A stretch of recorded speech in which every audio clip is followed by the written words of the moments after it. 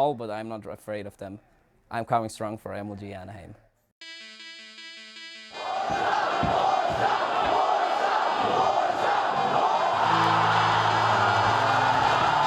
Forward the tipper, and that is it!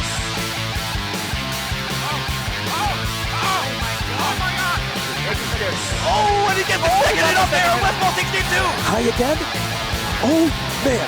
Oh, And Wilson Pence it! He's got it! PPMD. He's like, you know what? I don't want you on stage. He has never been able to beat Armada. Come on, get it. Come on. Up throw. Okay, but he gets out of it. Jab. And hungry box. There it is. A lot of dancing between both players. Nice, taking the jump, and he fears him. He didn't need to do that. You have to do that, though. People are really gunning for me. They're looking at my habits. I am the guy to beat. The target's on my back. This game, it's a language. Yeah. Oh, wow. Hungrybox is suddenly it's an even game. From that jab because PB put him down a combo. Amazing. Needs to be careful. The knockdown, the shot, and there's the down smash. Laser, the dare, and he's gone.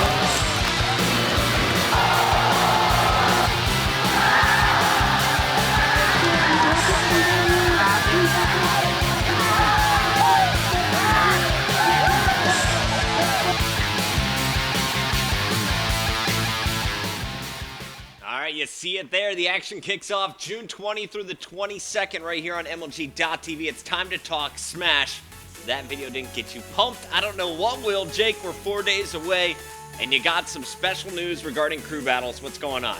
So the crew captains have finally locked in the 2 crews for the East Coast and West Coast. And as you can see, we have our shirts on right here. I'm representing the West Coast ladies. Ooh, Yes. terrible. And the terrible. gentlemen will East be Coast playing bias, East Coast for life. But these crews are super stacked because since we have the top players in the world, you know, we just decided to split the crews at the Mississippi River. Mississippi. And, Cool. you know, if you're on the East Coast, east side of that, you're in the East Coast. If you're on the west side of that, you're on the West Is Coast. this current house or original spawn? It's origin, so it's Your origin. wherever you're originally from. So Mango is now living in Ohio, but is originally from California, so therefore he'll be playing for California. West Coast. Same thing goes for Hungrybox. It's the opposite. He's from Florida, but he's living in California right now, but he'll be on the East Coast. So both of these crews are super stacked, and I'm pumped that we have them. We have really good captains on each team that really just took the time to pick the different players and which characters they represent to make sure that they have proper counter picks for who they're worried about on each side. So talk to me a little bit about this for the people that are not hardcore Smash fans. Explain, what is a crew battle? How is this going to work? How many players are on each team? So historically, a crew battle is really just something to determine who has the best region. It's really just kind of like gang wars to say I'm better than you because I'm from New England, or in this case, East Coast or West Coast, to say which coast is the best presently. Essentially, it differs as to how many people are going to be involved, but for this one, it's 40 stocks, which means there will be 10 players on each side. Each player has 4 stocks, and there's 40 stocks per team. Now, if you've ever watched StarCraft 2, we just had our StarCraft segment. It's very similar to the GSTL all-kill like format, where one player can, in theory, defeat the entire enemy team. Now, to hold on to 4 lives versus 40 lives with the top players from the other side of the country, It's going to be a little tough. it's going to be a little bit tough. But the way it works is essentially if I go in first and I face you in game 1 and I beat you and I still have 2 stocks left, Impossible, but yes. I still have 2 stocks remaining. Basically, the opposing team will choose a counterpick player, and they get to choose the stage. And they'll go in and they'll face me, and I'll just, jump off the stage twice, and then I'll have 2 stocks, and then start fresh. And then the referee will say 3, 2, 1, go, and I have 2 lives, and the opponent has 4 lives. So right. it's a pretty interesting makeshift thing the community came up with, and it's by far my favorite part of Smash, just because it's so hyped. There's so much cheering, so much bias. The crowd gets against each other, and having these red and blue shirts in the venue, Yes. you can really see probably West Coast bias because we're going to be in SoCal. So Team Anaheim right here, rocking that West Coast. Well, I know Mango's going to be on the West Coast team. Give me the full West Coast lineup.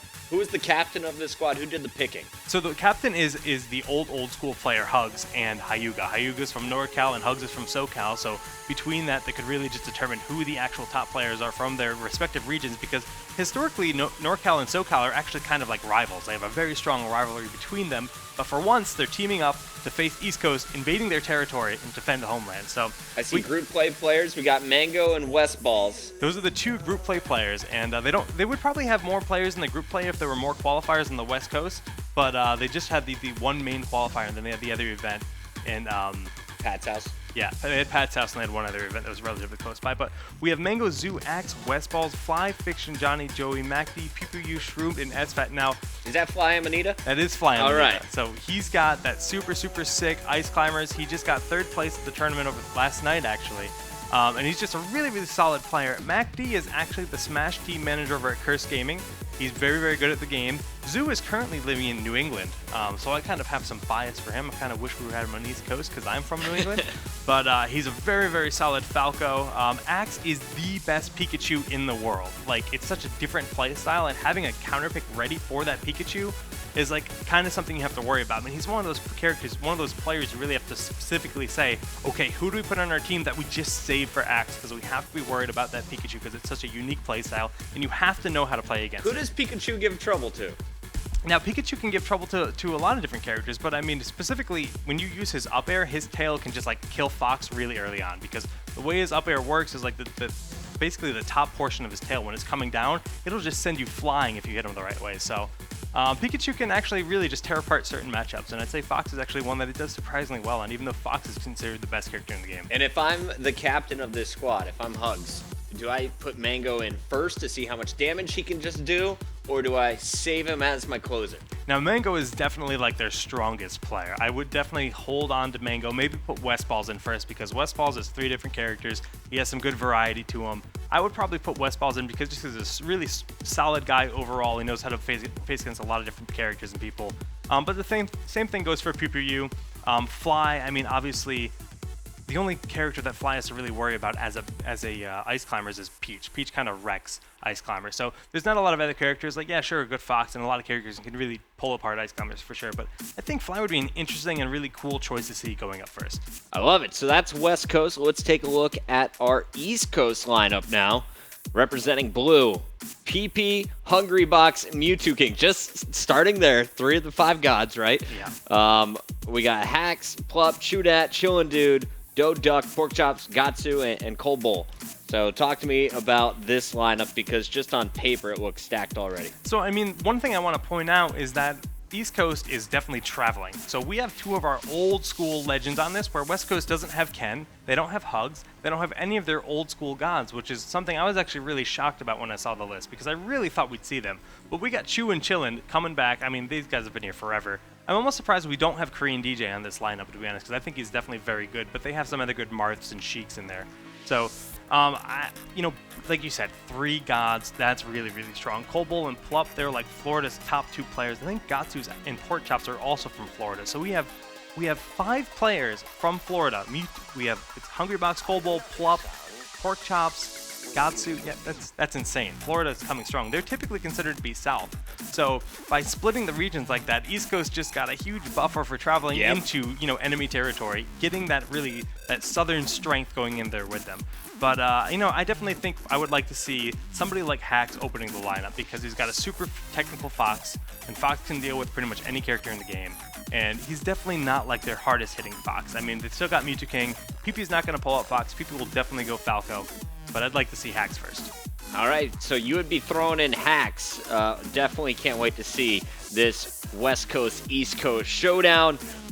So the captains, they don't even play. They just pick the teams. They're the cheerleader, get it organized, and pick who's going to play next. Yep, I mean, Cactar is our East Coast captain. He's being advised by a combination of PP and Hungry Box, so they're kind of between the 3 of them. That's the captain squad, but Cactar specifically is the captain. And for West Coast, it's going to be just a combination of Hyuga and Hugs, and they're just going to be choosing who to counterpick, really just strategize, and it makes it more like a sport, more like football, where you're thinking, okay, right, what play do we go with next? What do we want to do? What stage? What character do we want to go with? I'm a huge fan of team leagues in StarCraft 2. I remember the old school crew battles, always some vicious rivalries, lots of cheering. We're going to expect a loud West Coast crowd. How strong do you think the East Coast crowd is going to be showing up in Anaheim? You know, I think it's going to be bigger than people expect, to be honest with you. I think it's actually going to be pretty sizable, but it's going to be really tough to beat the booming voices of the West Coast because it's always super loud no matter what tournament it is. But yeah, there's going to be a lot of red shirts in that crowd, that's for sure. Well, the red shirts will be on sale. How much are they? I don't actually know. Yeah, We'll let you find know. out. We'll let you know. I bet it's like $25. That's what I would spend. All right, so commercial break. We got COD after this. Any final thoughts on Smash before we go? And again, we have the cruise coming up. Look forward to that. We also have the 2v2 tournament and the 1v1 tournament. We started everything on Friday this week. I can't believe it's this week. A few days ago. I'm actually kind of losing my mind because we have so much to do, but it's going to be an awesome, awesome show. So please tune in. MLG.TV/Smash all weekend long. It's going to be good, and Jake's going to go make the schedule. So tomorrow we'll have that schedule to announce. We'll tell you who's playing on the main stage for Super Smash Bros. Melee. Tomorrow, show kicks off at 4 p.m., but when we return, it's time to talk Call of Duty. The COD League is done. Where did the teams land? We'll let you know where they stand in the Anaheim bracket after this.